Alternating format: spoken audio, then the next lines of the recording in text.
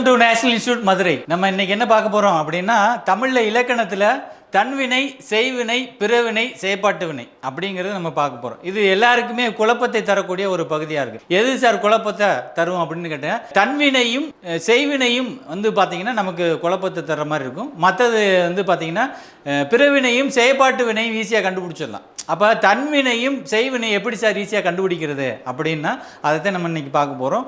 தன்வினை அப்படிங்கிறது எப்படி இருக்கும் அப்படின்னா, பொதுவாகவே ஒரு வாக்கியம் அப்படின்னாலே எழுவாய் பயனிலை. இதை நம்ம இங்கிலீஷில் சொன்னால் சப்ஜெக்ட் அண்ட் ப்ரிடிகேட்ஸ் அப்படின்னு சொல்லுவோம். இந்த ரெண்டு இருக்கிறத நம்ம என்ன பண்ணுவோம் அப்படின்னா ஒரு வாக்கியம் அப்படின்னு சொல்லுவோம். அந்த வாக்கியத்தில் என்னென்ன சின்ன சின்ன வேறுபாடுகளின் அடிப்படையில் நம்ம தன்வினையையும் செய்வினையும் நம்ம வேறுபடுத்தி பார்த்துட்டோன்னா அது எளிமையாக புரிஞ்சிடும் அப்படிங்கிறது நம்ம பார்ப்போம். ஸோ நம்ம பார்க்க போகிறது தன்வினைனா என்ன, பிறவினைனா என்ன, செய்வினைனா என்ன, செயற்பாட்டு வினை அப்படின்னா என்னன்றது நமக்கு தெரியணும். இதில் என்ன சார் இதுக்கெல்லாம் எதுவும் சொல்லலை, இது தொடர்ந்து போட்டிருக்கீங்களே அப்படின்னா ஒன்றுமே இல்லை. தன்வினை வாக்கியம், பிறவினை வாக்கியம், செய்வினை தொடர் அப்படின்னு கொடுத்துருக்கோம், செயற்பாட்டு வினை தொடர் அப்படின்னு கொடுத்துருக்கோம். தொடர்னாலும் வாக்கியம் என்றாலும் ஒன்று தான் அப்படிங்கிறது இதில் தெரிஞ்சிக்க வேண்டியது. அப்போ தன்வினை வாக்கியம், பிறவினை வாக்கியம், செய்வினை வாக்கியம், செயற்பாட்டு வினை வாக்கியம் அப்படிங்கிறத நம்ம தொடர் அப்படிங்க கொடுத்துருக்கோம். இதில் எந்த ஒரு இதுவும் கிடையாது. அடுத்ததாக தன்வினை என்ன அப்படிங்கிறத பார்ப்போம். தன்வினைனா என்ன சார் அப்படின்னா, ஒரு எழுவாய் ஒரு வினையை செய்தால் அது தன்வினை எனப்படும் அப்படின்னு சொல்லுவோம். ஒரு சப்ஜெக்ட் அப்படிங்கிறது ஒரு வினையை செஞ்சிச்சுன்னா அதுக்கு பேர் என்னது, தன்வினை அப்படின்னு நம்ம சொல்லுவோம். அதை பார்த்துங்க. எடுத்துக்காட்டு அப்படின்னா, பந்து உருண்டது. பந்து அப்படிங்கிறது எழுவாய், அது உருண்டது அப்படிங்கிற ஒரு பயனிலை பெற்று வந்ததனால் அது தன்வினை அப்படின்னு சொல்லுவோம். இது எக்ஸாம்பிள். வேற என்ன இருக்கு அப்படின்னா, அவன் திருந்தினான், அவர்கள் நன்றாக படித்தனர் அப்படின்னு சொல்லுவோம். அப்போ இதுல எல்லாம் பார்த்தீங்கன்னா என்ன இருக்கு அப்படின்னா, ஒரு எழுவாய் ஒரு பயனிலையை கொண்டு முடிஞ்சிருக்கு. அதை நம்ம என்ன சொல்றோம் அப்படின்னா அதில் தன்வினை அப்படின்னு சொல்லுவோம். அந்த எழுவாய் அந்த செயலை செய்ததனால் அது தன்வினை. பொதுவாக எல்லாரும் என்ன யோசிப்பாங்க, நான் நடந்தேன், நான் எழுதினேன் அப்படின்ற தன்மை நம்ம குறிக்கிற மாதிரி வாக்கியங்களை நம்ம என்ன சொல்லுவோம், தன்வினைன்னு சொல்லுவோம். அப்படி நம்ம எடுத்துக்க முடியாது. ஒரு எழுவாய் எந்த செயலை செஞ்சுச்சோ அது எழுவாயும் பயனிலை. அந்த எழுவாய் அந்த செயலை செய்யுமாறு அமைந்தாலே அதற்கு பேர் என்ன அப்படின்னா தன்வினை அப்படின்னு சொல்லுவோம். ஸோ எக்ஸாம்பிள்லாம் பார்த்து வச்சுங்க. இதைத்தான் அப்படியே நமக்கு கேள்வியில் கொடுப்பாங்க. பந்து உருண்டது என்ன வாக்கியம் அப்படிங்கிற கேள்வியில் கேட்பாங்க. அவன் திருந்தினான் என்ன வாக்கியம் கேட்பாங்க. அவர்கள் நன்றாக படித்தனர் என்ன வாக்கியம் கேட்பாங்க. அப்போ எழுவாயும் அந்த எழுவாய் ஒரு செயலை செய்யும் வகையில் அமைந்திருக்கு, அது என்னது, தன்வினை அப்படின்னு நம்ம சொல்லுவோம். சரியா? அடுத்தது பிறவினை அப்படிங்கிறது நம்ம பார்ப்போம். எழுவாய் ஒரு வினையை செய்ய வைத்தால் அதை பிறவினை அப்படின்னு சொல்லுவோம். அப்போ ஒரு எழுவாய் இருக்கு, அந்த எழுவாய் இன்னொருத்தரை செய்யும் வகையில் அந்த வாக்கியம் அமைந்தால் அதற்கு பேர் என்னது, பிறவினை அப்படின்னு சொல்லுவோம். உருட்ட வைத்தான் என்பது பிறவினை. அதுதான் பிறவினைகளை என்னென்ன விகுதிகள்லாம் பெற்று வரும் அப்படின்னா, வி பி போன்ற விகுதிகளை கொண்டு செய், வை, பண்ணு போன்ற துணை வினைகள் இணைந்து உருவாக்கப்படுவதுதான் பிறவினை அப்படின்னு சொல்லுவோம். இப்போ பாருங்க, அவனை திருந்த செய்தான் அப்படின்னு சொல்லுவோம். அப்ப அவனை அப்படிங்கிறது எழுவாய், இது இன்னொருத்தரை திருந்த செய்ய வைக்குது. அதனால என்னது, ஒரு செயலை இன்னொருத்தரை செய்ய வைக்கிறது, அதனால இதை பிறவினை அப்படின்னு சொல்லுவோம். தந்தை மகனை நன்றாக படிக்க வைத்தார் அப்படின்னா என்ன அர்த்தம் அப்படின்னா, தந்தை படிக்கல, இது எழுவாய் அப்படிங்கிறது தந்தை. இது என்னன்னா மகனை படிக்க வச்சிருக்கிறது, அப்ப மகனை செய்ய வைக்கிறார், அதனால இது பிறவினை அப்படின்னு சொல்லுவோம். பள்ளிக்கு புத்தகங்கள் வருவித்தார் அப்படின்னா, பள்ளிக்கு அப்படிங்கிறது நம்ம சொல்லுவோம் அந்த பள்ளியில் இருக்கக்கூடிய ஒரு பொறுப்பாளர் என்ன செய்யறாரு அப்படின்னா அது எழுவாய் மறைந்து இருக்கு, அது பள்ளிக்கு அப்படின்னு நம்ம எடுத்துக்கலாம். அப்ப புத்தகங்களை வருவித்தார் அப்படின்னா பள்ளிக்கு புத்தகங்களை கொண்டு வர வைத்தார் அப்படிங்கிறது நம்ம சொல்றோம். அதனால இது என்னது அப்படின்னா பிறவினை வாக்கியம் அப்படின்னு நம்ம சொல்றோம். ஸோ அடுத்தது நம்ம பார்ப்போம் செய்வினை தொடர் அப்படிங்கிற பார்ப்போம். செய்வினை தொடர் மற்றும் செயற்பாட்டு வினை தொடர் அப்படின்னு நம்ம சொல்லுவோம். செய்வினை தொடர் அப்படின்னா என்ன சார் அர்த்தம் அப்படின்னா, இதுல தன்வினையை ஒப்பிடும் போதுல இது என்ன இருக்கும் அப்படின்னா, தன்வினை எப்படின்னா எழுவாய் பயனிலை இருக்கும். இங்கே எப்படி சார் இருக்கு அப்படின்னா நடுவுல ஒரு கூடுதலான ஒரு பகுதி உருவாகுது. என்ன சார் அப்படின்னா, எழுவாய் செயற்படு பொருள் பயனிலை அப்படின்னு மூணு தொடர்களா மூணு சொற்களா அமைஞ்சிடும். அப்ப இதுல பாருங்க, எழுவாய் அப்படிங்கிறது கவிதா அப்படின்னு நம்ம சொல்றோம். அப்ப கவிதாங்கிறது எழுவாய், இந்த படித்தால் அப்படிங்கிறது என்ன அப்படின்னா பயனிலை, ஒரு வினை சொல் அப்படின்னு நம்ம சொல்லிக்கலாம். இதுல உரை அப்படின்னு சொல்றோம். உரை அப்படின்னா என்ன சார் அப்படின்னா அது ஒரு செயற்படு பொருள். அப்ப செய்வினை தொடர் அப்படின்னா மூன்று அங்கம் இருக்கும், எழுவாய், செயற்படு பொருள், பயனிலை. இந்த வாக்கிய அமைப்பில் அமைஞ்சுன்னா அது என்னது, செய்வினை தொடர் அப்படின்னு சொல்லுவோம். இன்னொரு விஷயம் இருக்கு, என்ன சார் அப்படின்னா செய்பவரை முதன்மைப்படுத்தும் வினை செய்வினை அப்படி சொல்லுவோம். அப்ப என்னன்னா வாக்கியத்தில் எது முதன்மைப்படுத்தப்படுது அப்படின்னா எழுவாய், அப்புறம் செயலை செய்பவரை முன்னிலைப்படுத்தப்பட்டு வரும் அப்படிங்கிறது செய்வினை தொடர்.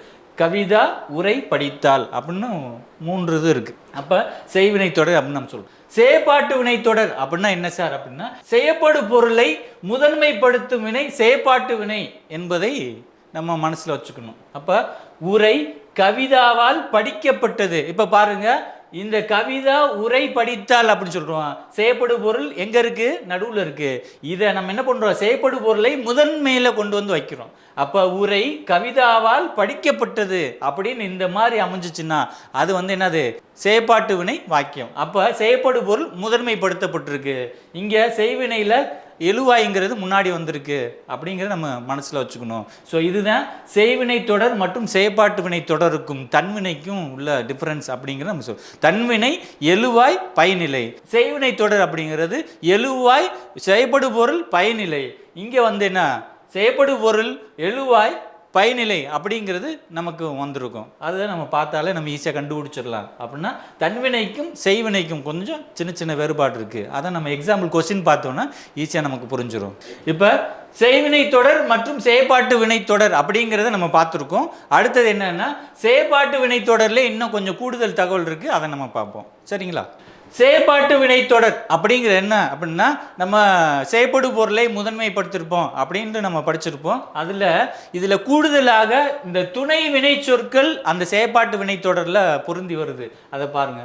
படு என்னும் துணை வினை சொல் செயற்பாட்டு வினை தொடரில் சேர்ந்து விடுகிறது. அப்போ கடைசியாக இருக்கக்கூடிய அந்த பயனிலையில் நம்ம சொல்லுவோம் பட்டது செய்யப்பட்டது அப்படின்னு சொல்லுவோம் இல்லையா? அப்போ இந்த படு என்னும் துணை வினை சொல் சேர்ந்த வாக்கியம் எது அப்படின்னா, இங்கே பாருங்க.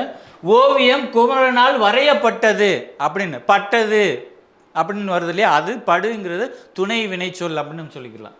அப்ப படு என்பதை போல் உன் பெரு முதலான துணை வினைகள் என்ன செய்யுது அப்படின்னா செயற்பாட்டு வினைகளாக அமைகின்றன அப்படிங்கிறத நம்ம சொல்றோம். அப்ப உன் பெரு அப்படிங்கிறது துணை வினையா எப்படி வருது சார் அப்படின்னா, இங்க பாருங்க.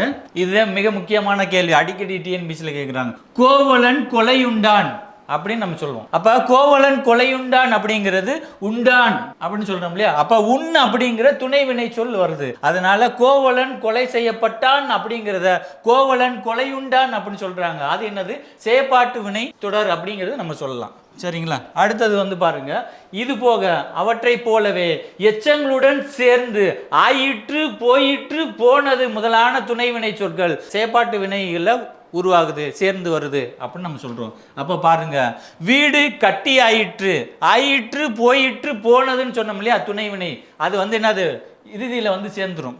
அப்ப நம்ம வீடு கட்டி அப்படின்னா எச்சங்கள் அப்படின்னு சொல்லுவோம். அது சட்டி உடைந்து அது எச்ச சொல். அதுக்கப்புறம் பணம் காணாமல் அப்படிங்கிறதெல்லாம் எச்ச சொல். இந்த எச்ச சொல்லை அடுத்து ஆயிற்று, வீடு கட்டி ஆயிற்று, சட்டி உடைந்து போயிற்று, பணம் காணாமல் போனது அப்படின்ற இது போன்ற துணை வினை சொற்கள் செயற்பாட்டு வினை தொடரில் அமையும் அப்படிங்கிறது. ஸோ இதெல்லாம் கேள்வியில் நேரடியாக அப்படியே ஒவ்வொரு வாக்கியத்தையும் எடுத்து கேள்வியாக கேட்கப்பட்டிருக்கு. அது எப்படி கேட்கப்பட்டிருக்கு அப்படிங்கிறத அந்த கேள்விகள் வாயிலாக நம்ம பார்ப்போம். டிஎன்பிசியில் கேட்கப்பட்ட அந்த தன்வினை செய்வினை செயற்பாட்டு வினை தொடர்பான கேள்விகள் என்ன அப்படின்னா, வாக்கிய அமைப்பினை கண்டறிக. கோவலன் கொலையுண்டான் அப்படின்னு நம்ம சொல்றோம். சரி, அப்ப அந்த கோவலன் கொலையுண்டான் அப்படின்ற போல நம்ம என்ன செய்வோம்? தன்வினைன்னு எல்லாரும் போட்டு விட்டு வந்துருவாங்க. ஸோ என்ன நம்ம படிச்சிருப்போம், பட்டது அப்படின்னு வந்தாதான் நம்ம செயற்பாட்டு வினை அப்படின்னு நம்ம யோசிப்போம். ஆனால் பாருங்க, நம்ம இப்போ பார்த்துருப்போம் இல்லையா? அந்த இதன் அடிப்படையில் நேரடியாகவே அந்த கேள்வியில் அமைஞ்சிருக்கு. கோவலன் கொலையுண்டான், உன் அப்படிங்கிற துணை வினை என்ன பண்ணிருக்கு? இறுதியில் இடம்பெற்றிருக்கு. அதனால இது என்னது? செயற்பாட்டு வினை வாக்கியம் அப்படின்னு நம்ம ஆன்சர் பண்ணிடலாம். சரி, அடுத்த கேள்விக்கு போயிடலாமா? சரியான இணையை தேர்ந்தெடுக்க. அவன் திருந்தினான். இது என்ன சார் அப்படின்னா பிறவினை தொடர். அப்படின்னு திருத்தினான் அப்படின்னாத்தான் என்னது? பிறவினையா மாறணும். அப்ப இது என்னது அப்படின்னா அவன் திருந்தினான். நம்ம பார்த்த உடனே அப்படியே திருத்தினான் அப்படின்ற மாதிரி நமக்கு தெரியும். அப்ப என்ன செய்யுது? அவன் திருந்தினான் அப்படின்னா எழுவாய் பயனிலை ரெண்டும் அமைஞ்சிருக்கு. அது என்னது? தன்வினை தொடர் அப்படின்னு நம்ம சொல்றோம். பாட்டு பாடப்பட்டது, பட்டதுன்னு நம்ம முடிஞ்சாலே என்ன பண்ணுவோம்? செயற்பாட்டு வினை வாக்கியம் அப்படின்னு நம்ம சொல்லுவோம். பணம் காணாமல் போனது, இப்போதான் சொன்னது. ஆயிற்று போயிற்று போனது அப்படின்னு துணை வினை சொல் இறுதியில் வரும் அப்படின்னு நம்ம சொல்லியிருக்கோம். அப்போ பணம் காணாமல் போனது செயற்பாட்டு வினைத்தொடர் இது இருக்கு. அதுக்கப்புறம் அப்துல் நேற்று வருவித்தான் நம்ம சொல்லணும். விபி அப்படின்னு வந்துட்டாலே நம்ம என்னது அப்படின்னா இன்னொரு செயல், ஒரு எழுவாய் இன்னொருத்தரை செய்ய வைத்தால் அதற்கு பேர் என்னது பிறவினை அப்படின்னு நம்ம சொல்லியிருப்போம். அப்துல் நேற்று வருவித்தான் அப்படின்னா பிறவினை தொடர். இதெல்லாம் மாற்றி மாற்றி கொடுத்துருக்காங்க. எது மட்டும் சரியாக புரிந்திருக்கு அப்படின்னா பணம் காணாமல் போனது செயற்பாட்டு வினை தொடர் அப்படிங்கிறது சரியாக இருக்கும். அப்போ ஆப்ஷன் எதில் பொருந்தது அப்படின்னா ஆப்ஷன் ஏல 3வது இணை மட்டும் சரியாக இருக்கு அப்படிங்கிறது விடை சரியானது அப்படிங்கிறது பார்த்துருக்கோம். அடுத்த வினா பாருங்க, எவ்வகை வாக்கியம் என கண்டெழுதுதல். தன்வினை, பிறவினை, செய்வினை, செயற்பாட்டு வினை வாக்கியங்களை கண்டெழுது. இப்போ கொடுத்துருக்க வாக்கியம் எந்த வகையான வாக்கியம் அப்படிங்கிறத நம்ம பார்க்கணும். அப்போ இதில் என்ன கேள்வி கேட்டிருக்காங்க, தன்வினை வாக்கியத்தை தேர்ந்தெடுக்க அப்படின்னு கொடுத்துருக்குறாங்க. அப்போ என்னன்னா கீழே கொடுத்துருக்க ஆப்ஷன் ஏ எது தன்வினையை சேர்ந்தது அப்படின்னா தன்வினை நம்ம என்ன சொல்லியிருக்கோம், எழுவாய் பயனிலை இருக்கணும் அப்படின்னா இது பாருங்க எல்லாமே அப்படியே இருக்கிற மாதிரியே தெரியுது. 2 சொல்லாக கொடுத்துருக்குறாங்க. அப்போ எல்லாமே நமக்கு பொருந்துற மாதிரி இருக்கும். ஆனால் வந்து நம்ம என்னது தெளிவாக கண்டுபிடிக்கணும். பந்து உருண்டது நம்ம படித்தோம். தன்வினை வாக்கியத்தில் பந்து உருண்டது, பந்துங்கிறது எழுவாய், உருண்டது அப்படிங்கிறது பயனிலை. பந்து உருட்டினார் அப்படின்னா என்ன அர்த்தம், பந்துங்கிறது எழுவாய், இன்னொருத்தர் அதை செஞ்சிருக்கிறாங்க, உருட்டினார் அப்படின்னா இது வந்து என்னது அப்படின்னா இதற்கு பொருந்தாது. பந்து உருட்டப்பட்டது, பட்டதுனால நம்ம என்ன சொல்லுவோம் அப்படின்னா அந்த செயற்பாட்டு வினை அப்படிங்கிறத நம்ம யோசிக்கணும். சரியா, பந்தால் உருட்டினார் அப்படின்னா பந்தால் உருட்டினார் அப்படிங்கிறது சரியா அமையாது. அப்போ தன்வினை வாக்கியம் அப்படிங்கிறது எது அப்படின்னா ஆன்சர் ஏ அப்படிங்கிறது சரியா இருக்கு. தன்வினை, பிறவினை, செய்வினை, செயற்பாட்டு வினை இந்த டாபிக் வந்து உங்களுக்கு புரிஞ்சிருக்குன்னு நம்புறேன். நம்ம வந்து அடுத்த டாபிக்ல சந்திப்போம். ஏதாவது சந்தேகங்கள் இருந்தால் கமெண்ட்ல சொல்லுங்க. நன்றி, வணக்கம்.